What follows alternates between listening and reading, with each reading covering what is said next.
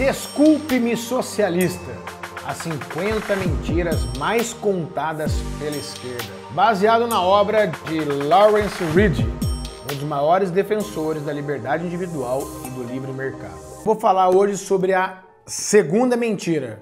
Como os recursos estão acabando, o governo precisa gerenciá-las. Será verdade isso? Será mentira? Esse capítulo trata de uma das ideias mais repetidas e menos questionadas no discurso socialista. A crença de que os recursos do planeta estão se esgotando e, portanto, o governo precisa intervir para gerenciá-los. À primeira vista parece lógico, até responsável, mas é justamente aqui que o autor nos convida a pensar e não apenas repetir frases feitas. Milton Friedman, um economista americano que recebeu o Prêmio Nobel de Ciências Econômicas em 1976 por sua pesquisa sobre consumo, dizia o seguinte: se colocassem o governo federal para administrar o deserto do Saara, em 5 anos faltaria areia. Essa ironia explica tudo. O problema não é a escassez, o problema é o gerenciamento político da escassez. O Estado não tem um incentivo para conservar, tem um incentivo para controlar. O equilíbrio entre o uso e conservação não nasce de decretos, mas de 3 pilares muito simples e muito poderosos: da propriedade privada, do preço e do lucro.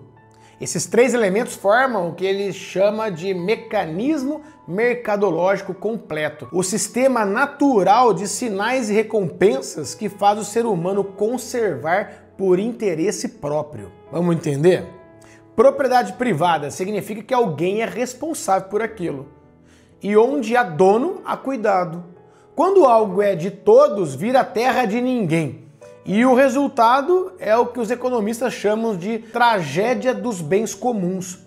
Ninguém se sente responsável por preservar, porque ninguém é realmente dono. O preço é a informação pura. O preço mostra de forma invisível o nível de abundância ou de escassez de um recurso. Se ele sobe, o mercado entende o recado: use menos, inove, substitua. Se o preço cai, a mensagem é: a sobra, pode usar. É um código silencioso que conecta milhões de pessoas sem que ninguém precise mandar em ninguém. E o lucro? O lucro é o estímulo para pensar no futuro. Quem lucra ao preservar, preserva. Quem é punido ao desperdiçar, aprende. É assim que o mercado educa sem precisar de cartilha ideológica. Agora, olha o que acontece quando o preço deixa de informar. Quando o governo congela preços, subsidia artificialmente ou interfere por motivos políticos, ele silencia o sistema nervoso da economia. O preço para de dizer a verdade. E se o preço não diz a verdade, ninguém sabe o que conservar, o que substituir, o que inovar. As pessoas passam a agir no escuro. É como pilotar um avião com o painel desligado. Quer ver alguns exemplos? No século XIX, o óleo de baleia era a principal fonte de energia e iluminação. As baleias eram caçadas até quase a extinção. Não porque havia muito mercado, mas porque não havia propriedade. E o resultado foi previsível: corrida predatória. Mas quando surgiu o querosene, depois o petróleo e mais tarde a eletricidade, o mercado fez o que nenhum governo tinha conseguido. Substituiu o recurso escasso por outro mais eficiente. Os combustíveis fósseis, odiados por tantos defensores da natureza, salvaram as baleias. O mesmo aconteceu com os bisões norte-americanos, os búfalos. Quase desapareceram quando vagavam em terras públicas, mas voltaram a se multiplicar quando puderam ser propriedade privada. Onde há dono, há incentivo para preservar, reproduzir, planejar. E se você olhar as florestas norte-americanas, verá outro exemplo. Hoje há mais árvores nos Estados Unidos e no Canadá do que há 100 anos. Por quê? Porque são propriedades privadas, manejadas com incentivo de longo prazo. Enquanto isso, em países onde as florestas pertencem ao Estado, como partes da Amazônia ou da África, o desmatamento avança, justamente por falta de propriedade, preço e lucro. Quando o governo tenta proteger por proibição, o que acontece? Nasce o mercado negro.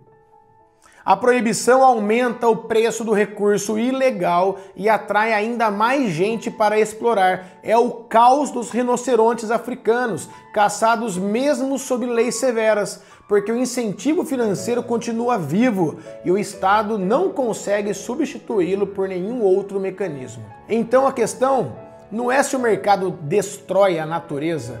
A questão é quem tem incentivos certos para cuidar dela. Quando um recurso é de alguém, ele é protegido.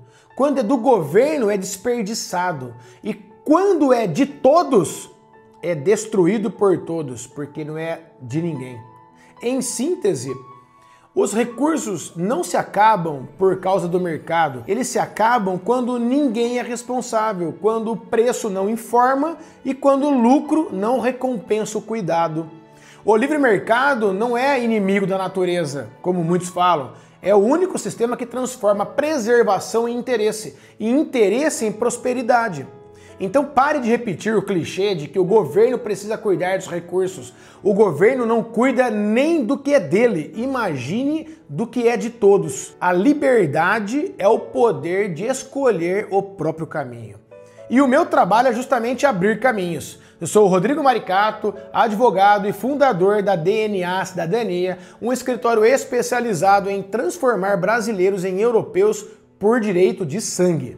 Minha missão é resgatar histórias, conectar famílias e suas raízes e mostrar que a cidadania é mais do que um documento, é consciência, é legado, é o poder de escolha, é preservação. Se este conteúdo te fez refletir sobre liberdade, pertencimento ou futuro e preservação da sua família, convido você a dar o próximo passo.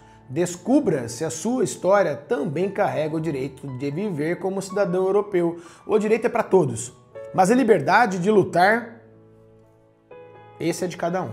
E esse foi o capítulo 2 do livro, e é um dos textos mais inteligentes escritos para desmontar a ideia de que o Estado é o guardião da natureza.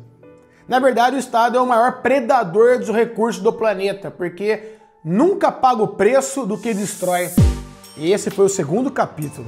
Desculpe-me, socialista. No próximo vídeo, a terceira mentira. Siga o canal e clica no sininho para receber o próximo vídeo. Um abraço e até o próximo capítulo.